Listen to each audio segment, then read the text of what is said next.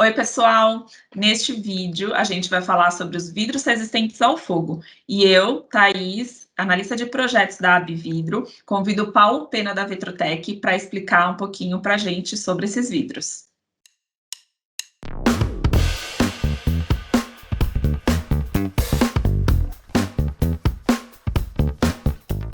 Olá, Thaís, obrigado pelo convite. Meu nome é Paulo Pena, eu sou gerente técnico-comercial da Vetrotec Saint-Gobain para a América Latina e estou aqui hoje para esclarecer dúvidas a respeito dos vidros resistentes ao fogo. Paulo, então vamos lá. Afinal, o que são os vidros resistentes ao fogo? Verdade, né, Thaís? É uma pergunta que muita gente faz e às vezes a gente percebe que não é tão fundido nem dentro do mercado de vidros o que são os vidros resistentes ao fogo, tá? Os vidros resistentes ao fogo foram criados, sua concepção, para proteger edificações contra o incêndio, atuando aí na parte de compartimentação. Dentro da proteção contra incêndio, da exigência do Corpo de Bombeiros, existe a proteção ativa, que seriam os extintores, os sprinklers, os mangotinhos, as coisas que agem sobre o fogo. Existe também a proteção passiva. São elementos incorporados na edificação que evitam a progressão do fogo, de um ambiente original dele para outros ambientes. Aí que entra o vidro resistente ao fogo. Na exigência do Corpo de Bombeiros, vai ter sempre ali uns pontos específicos determinando que, olha, eu preciso fazer a compartimentação de determinado ambiente, ou então a compartimentação de uma fachada. Tá? E o vidro resistente ao fogo, ele entra como uma das opções para estas aplicações que vão sim garantir que o fogo existente em um lado não progrida para o outro lado. Dentro dos vidros resistentes ao fogo, existem algumas classificações. Você pode falar um pouquinho sobre elas? Claro.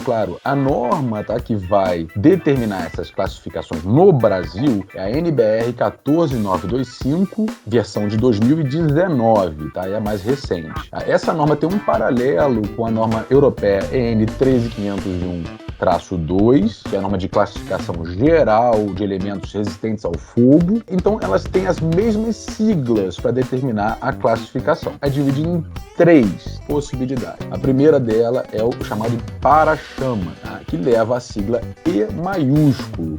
Esse E maiúsculo significa integridade de acordo com essas normas. Então quer dizer que para-chama só entrega ao cliente a integridade em termos de performance. O ensaio, ele só precisa não se quebrar, não abrir fissuras. Porém, não existe nenhum parâmetro de passagem de temperatura, de energia através do calor. Então esse tipo de vidro é muito específico para uma aplicação determinada, por exemplo, em fachadas onde você queira evitar a saída do fogo, porque a energia de calor que vai sair da edificação não tem muito problema. Você quer evitar a labareda que saia da edificação. A segunda classificação é chamada de redutor de radiação e leva a sigla E maiúsculo, de integridade, que a gente já viu, e W maiúsculo. Então, além da integridade, que a gente viu, esse tipo de vidro ele vai reduzir a passagem de energia por radiação térmica. Tem um nível estipulado pela norma que durante o ensaio a gente tem que medir essa passagem.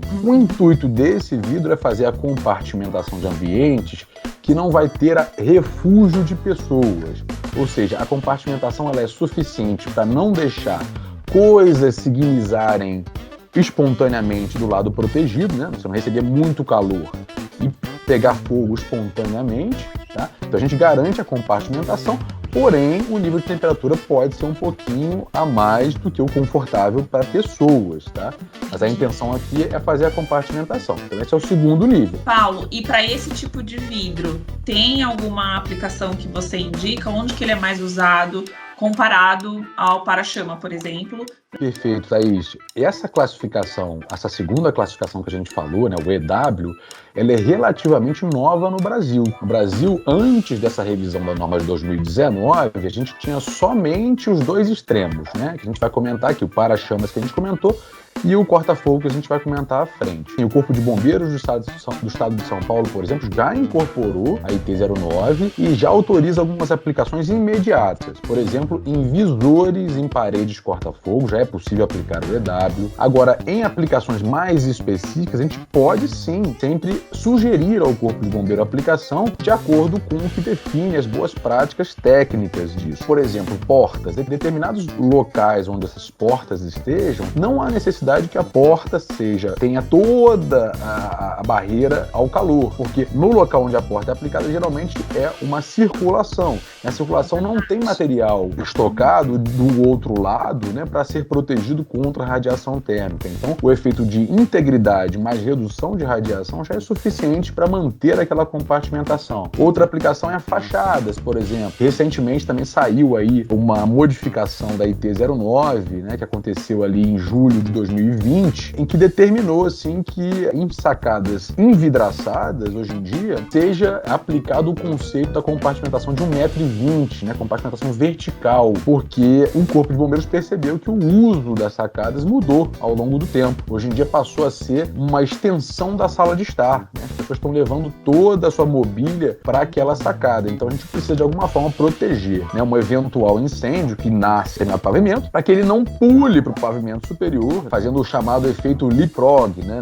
que os americanos chamam dessa forma, pulo do sapo ali, né, que é onde o fogo faz essa curva, tá, e pega o andar de cima. Então a gente, para proteger isso, pode utilizar também, nesse caso aí, o EW seria o mais indicado. Muito interessante. Isso que você comentou até uma novidade aí para a construção civil. A gente começou a usar a sacada como um novo ambiente, então temos que adaptá-la também em relação à proteção ao fogo. Muito bom, Paulo. E qual que é a terceira classificação? A terceira classificação, e a mais rigorosa de todas, ela leva a sigla E maiúsculo de integridade e I maiúsculo de isolamento térmico. Essa é a chamada corta-fogo. Quando a gente escuta o nome corta-fogo, esse nome é uma classificação, não é uma terminologia do português, não. Tá? E o que ela entrega? Tanto a integridade, né, não pode se quebrar, abrir fissuras, deixar passar gases quentes e a chama propriamente dita, e também não pode deixar a superfície protegida desse elemento elevar a temperatura acima de 140 graus da temperatura ambiente.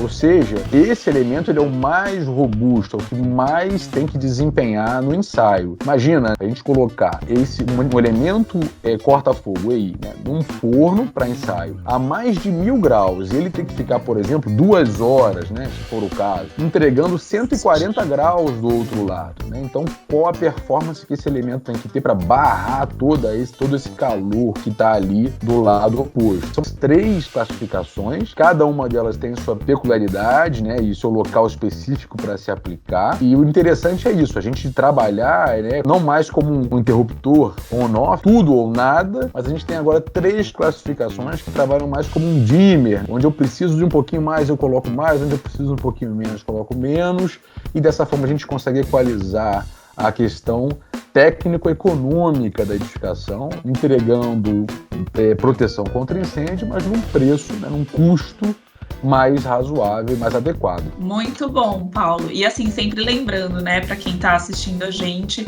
que cada projeto pede aí uma análise específica de um especialista, né, alguém que entenda e que vai saber propor a melhor aplicação, o melhor vidro.